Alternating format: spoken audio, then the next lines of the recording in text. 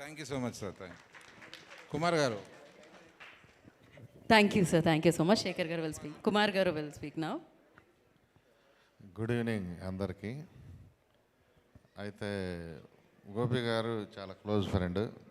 అందరు చెప్పినట్టుగానే కొత్త టాలెంట్ని, కొత్త స్టోరీని ఎతికే ఒక మంచి ప్రొడ్యూసరు. అయితే ఆయన దగ్గరికి లాస్ట్ 2-3 ఇయర్స్లో వేరే ప్రొడక్షన్ చూడటానికి పోయినప్పుడు విక్రమ్ కింద ఏదో వర్క్ చేస్తూ ఉండేవాడు. చాలా తక్కువ అండర్ ఎస్టిమేట్ వేసాను, ఏదో చిన్న సినిమా చేస్తున్నట్టున్నాడు అని అనుకున్నాను. బట్ రీసెంట్గా ఆయనతో అసోసియేషన్ స్టార్ట్ అయింది.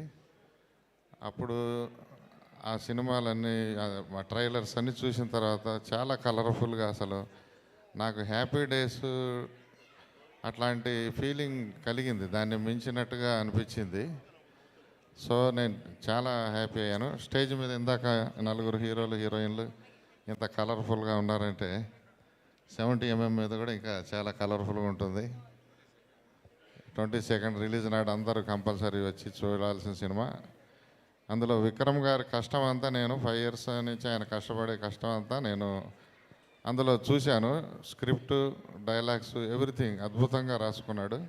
ఎక్కడ కూడా ల్యాగ్ లేకుండా అసలు సినిమా చూస్తేనే ఎక్స్ట్రాడినరీ ఫీలింగ్ అయితే నాకు వచ్చింది. గోపి గారి దాంట్లో ఇంకొక పెద్ద హిట్ వస్తుందని భావిస్తున్నాను. కంపల్సరీ వస్తుంది. లక్కీ మీడియాకి ఎప్పుడు లక్కు ఆయనతో పాటే ఉంటుంది, తెచ్చుకుంటాడు లక్కు దగ్గరికి.